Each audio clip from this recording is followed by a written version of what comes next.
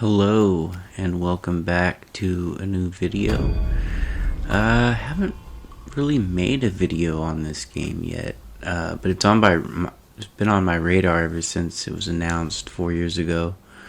I actually never thought it was going to come out, but here we are, and I'll have to say it is a fantastic game. I'm about 4 hours in right now. And the reason for my thumbnail here is I wanted you guys to kind of see the opening minute or so. Because it truly is. If you watched old school Dragon Ball, not Z, just the regular Dragon Ball, you'll see right now. And I'll let it play out for you.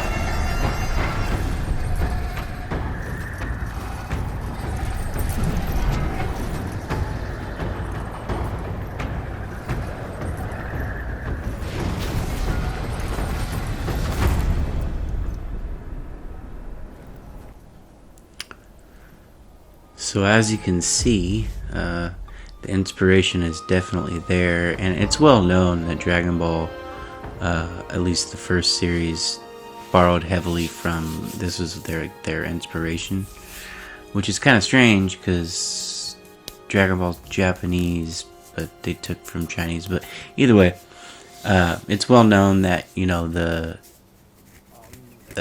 premise of Dragon Ball was based on Journey to the West, which I actually read the novel in high school.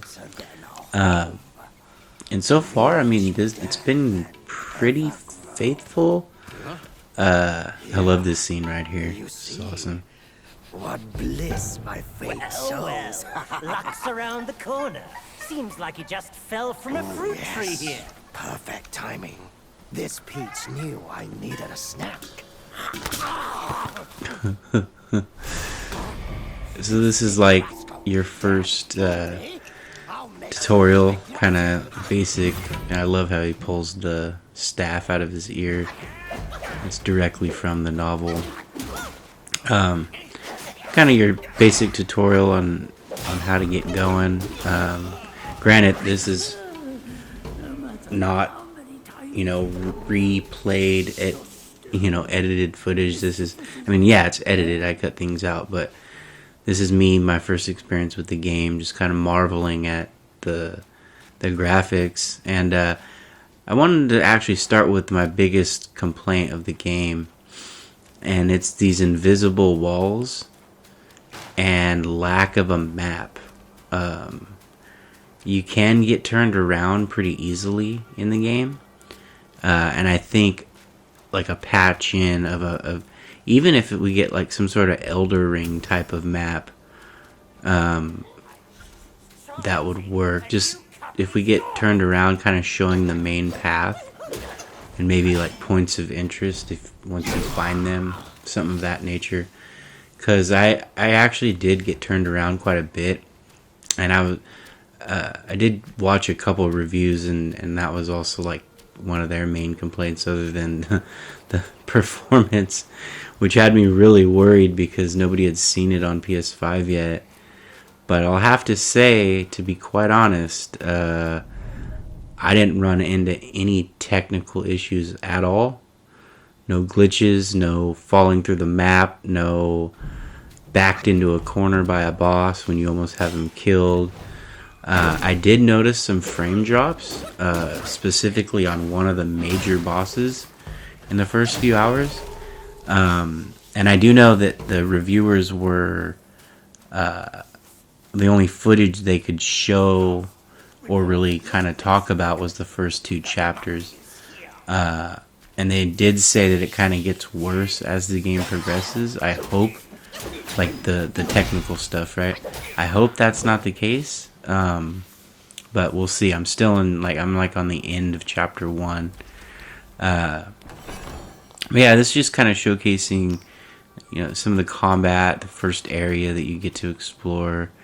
little incense following thing that leads you to shrines, which a lot of people thought this was going to be more of a Souls-like, and to be honest, it it really isn't. The shrine thing, sure, but I haven't seen any like loss of like production or you know, experience or anything like that when I do die and I'm returned to a shrine. But more on that later. So this is like the first companion type guy you'll meet. He's pretty cool. Like all of the like companion people that or creatures that you meet so far have been like really solid.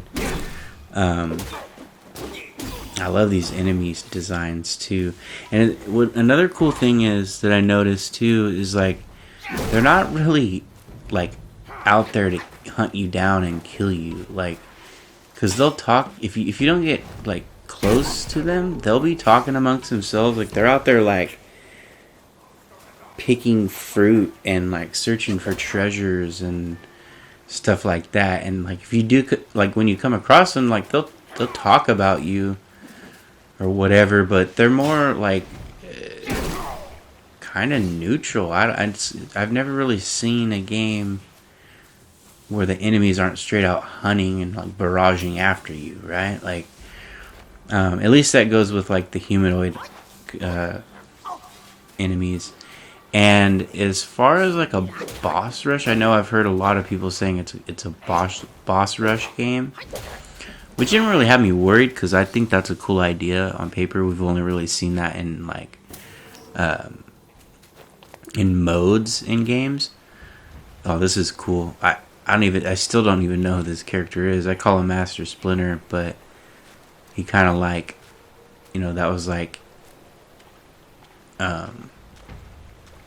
super ambient like thing that you see, and then if you search the rock he was looking at, you get an important item, and I'm not sure what that item even does yet. Like, but again, you know, with the invisible walls, that looks like a place you should be able to go down, right? Like the environments are freaking gorgeous. The game in general is just a sight to behold. I'm playing it on performance mode. Just because I don't want to face any of those technical problems, and that's how I play most of these games, anyways. I can deal with a little bit higher or a little bit lower resolution if it runs at, you know, super fast frame rate, which I've gotten used to. So this is like your first boss, but he's like more of like a tutorial boss. And his name is Bullguard, which is kind of like generic, but I actually think that all of the creatures in this game are like canon to the novel. Like I think they were directly lifted out of the novel. I could be wrong because, like I said, I haven't read it in a really long time, since high school. But I recognize a lot of the names.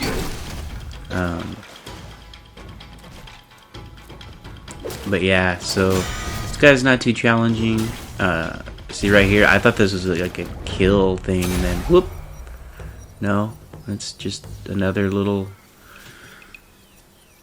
immersive tutorial, which when these things happen, it's pretty dang cool. It doesn't take you out of the game really. Like it's explaining why you're gaining these abilities, and you have a good cast of characters that implement them for you. So, Since you hail from Mount Huagro, you know, funny story. A buddy of mine, so a coworker of mine, 4 years ago, 2020, when this game got announced, I came across the announcement trailer while we were working, and we were going to clock out for the day. And I told him, I said, "Hey, Fred, check this trailer out, dude. It's ridiculous."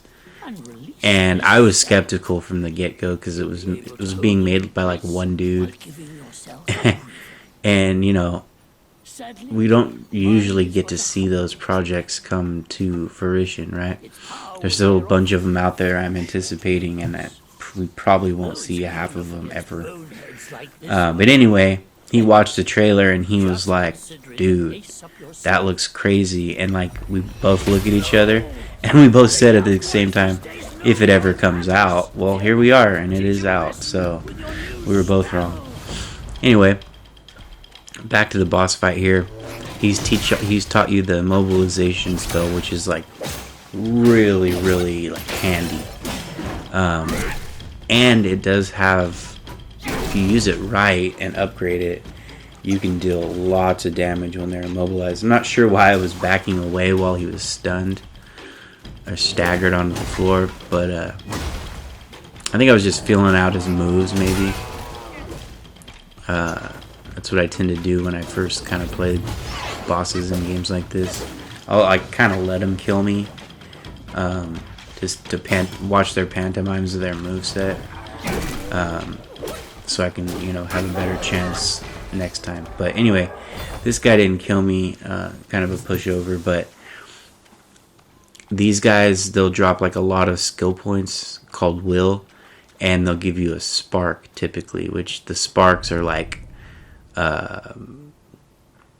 upgrade points, right? And the skill tree you'll get to see right here, it's pretty massive. It's under self-advance. So each spell has its own tree. Each like abilities have 3 different trees. So I went with the simian agility there, so you can do more dodging in a row without having to like lose too much stamina. And then I picked that one, but I didn't even realize how to use it until quite later on. Like I didn't read the description right, and then I had to reread it, and yeah. But I got it now, and it is useful. So this is just kind of showcasing the different environments, the cave system, the lighting. Just everything is top notch. The music, character models, the voice acting.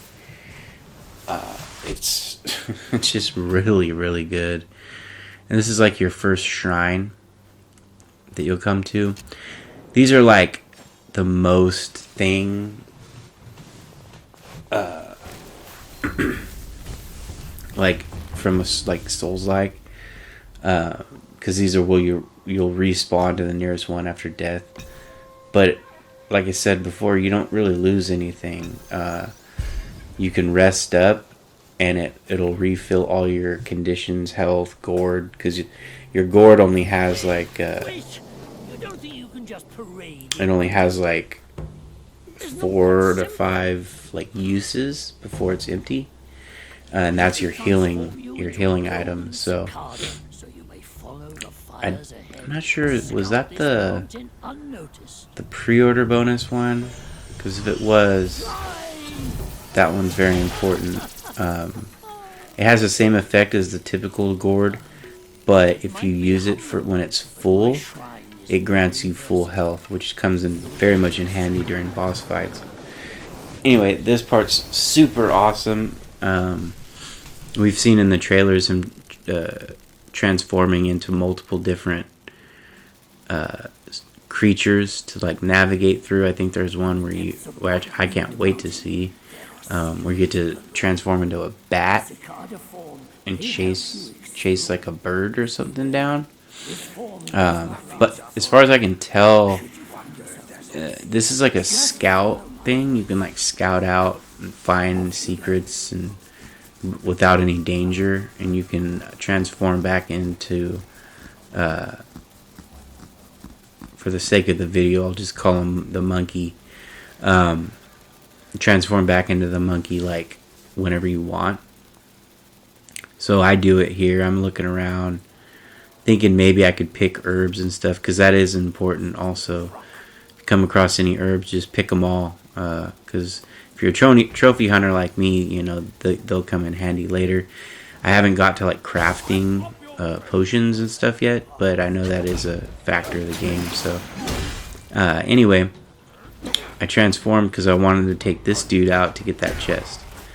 And this enemy here, he's like, so there's like a bunch of different enemies that are regular enemies that once you beat them, they won't respawn in that area.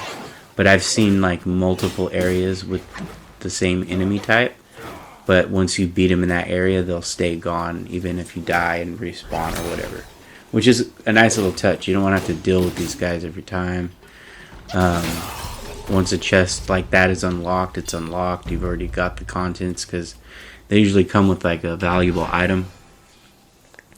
With this, we get a evil repelling,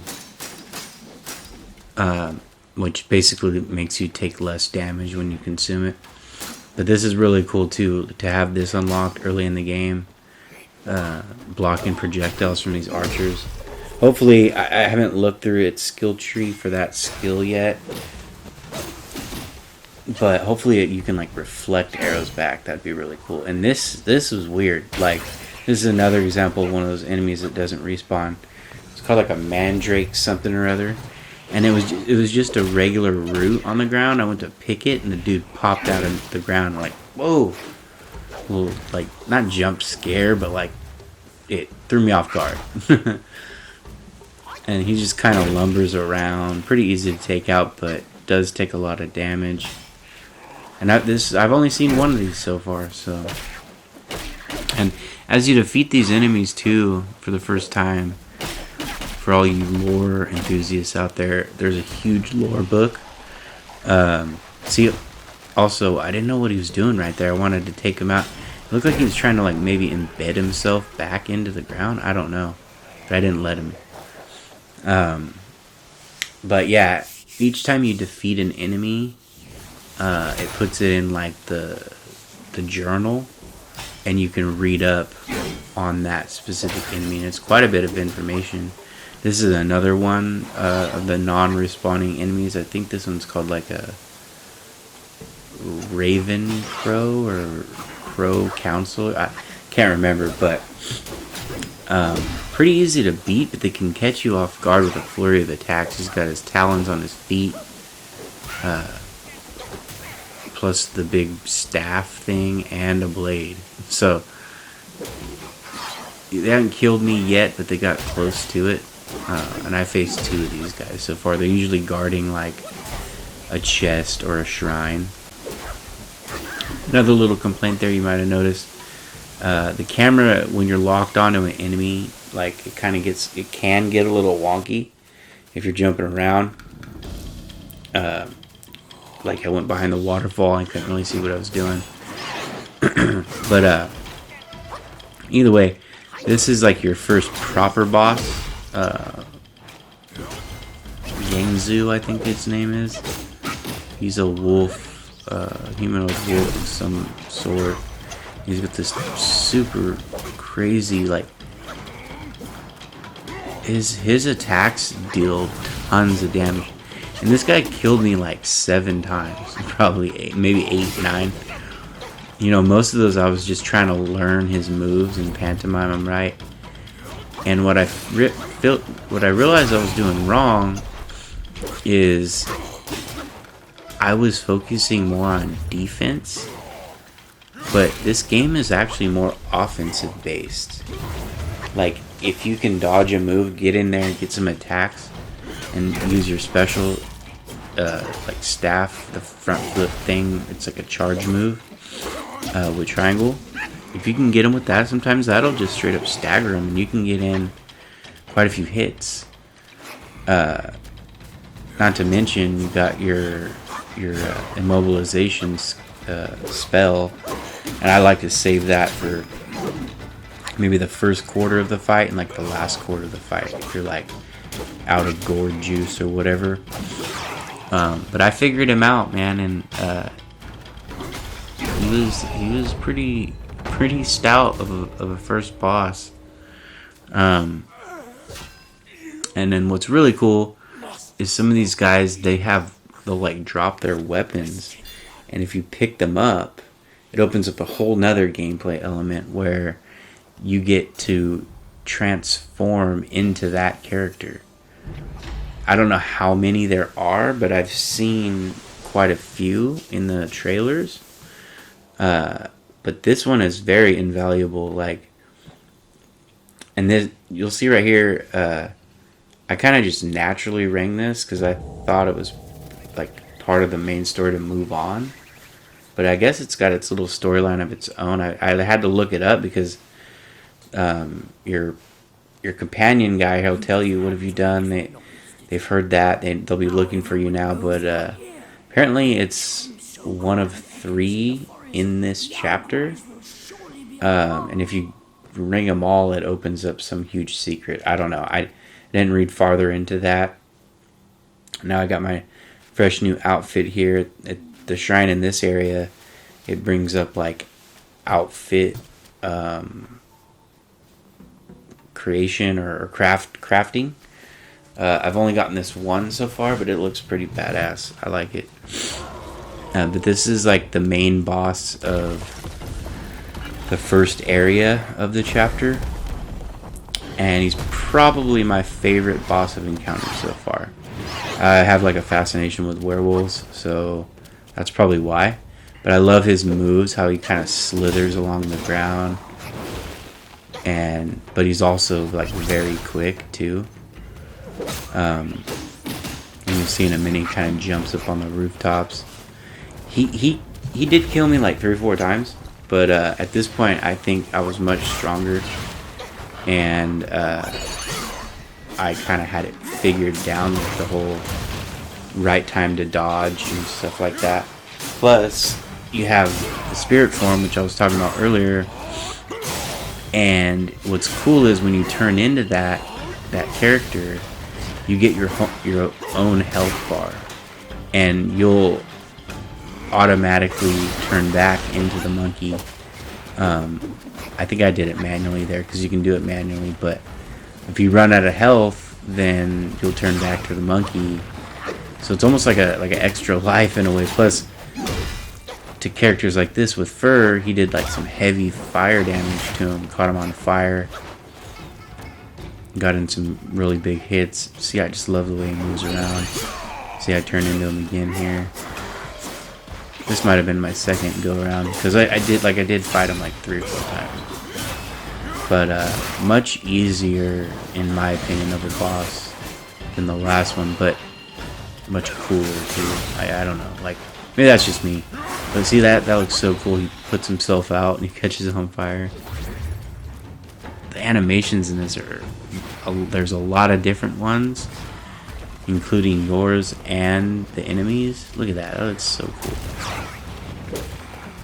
He's quick, but also easy to dodge. I found that his attacks were much easier to dodge. So I go for the freeze, finish him off. Bam. And by defeating him, you'll open up. Make sure to pick this up. This is in his area. It's a valuable, very valuable thing. It increases your health bar by quite a bit, and you can do that in the skill tree too. But look at how much more health you get. It's a pretty substantial amount. But yeah, then I started finding out, like in the next area, like these standard like wolf humanoids are very good to practice your unlocked moves. And there's a lot of them, like I said earlier about the boss rush thing, like there's a lot of enemies everywhere scattered throughout the map, regular enemies. But there are a lot of bosses too. I probably ran into like 5, and one I bypassed because he was just kicking my ass. It's like that guy with the big head, that statue looking thing. He's like a guy you'll have to go back and defeat. But I wanted to showcase this off because I love horses, and this is a really cool character design, and he's friendly. He just looks really badass. He's like, instead of a centaur, he's like a two-legged, you know, bipedal horse and horse humanoid. So I hope he shows up again later and like fights with you at some point or something. That'd be really cool. So here's another one of those crow whatever they are, I don't know, guarding that shrine. So you have to defeat him to unlock that shrine. But also I've learned another moveset here. Another stance, the pole stance. I'm still getting used to it. It's pretty sick though. Like, it has its own full like different combo. And then your triangle, your heavy attack, you hold it down, you'll see in a moment right here, he'll like stand on the pole, and the longer you hold it, he'll go higher. And then you can come down with an even stronger like pole attack. Really cool. I like that fighting style a lot. So that's it for my 4-hour impression video of Black Wukong. Been loving it so far. If it wasn't so late, I would be playing it throughout the night, but I'm a little tired, but I wanted to get this out there quick for you guys. Can't wait to jump back in and see how the storyline progresses. So this should be the first of many. I am a trophy hunter, so I'll do some sort of a trophy guide, maybe just a review or pointing out how to get some of the harder ones. I don't look at guides, so it might take me a while, but it's one I'm looking forward to getting the platinum for. I definitely will, so I'll share that information with you later on. And also, I will be posting a full review once I beat the game. And I hope you guys like this video, are excited to play it, or maybe you already are. But anyways, thanks for watching, guys, and please like and leave comments. And if you like what I'm doing here, and if you're new, please consider subscribing. This has been Applersky, and I'll catch you guys on the next video. Have a good day.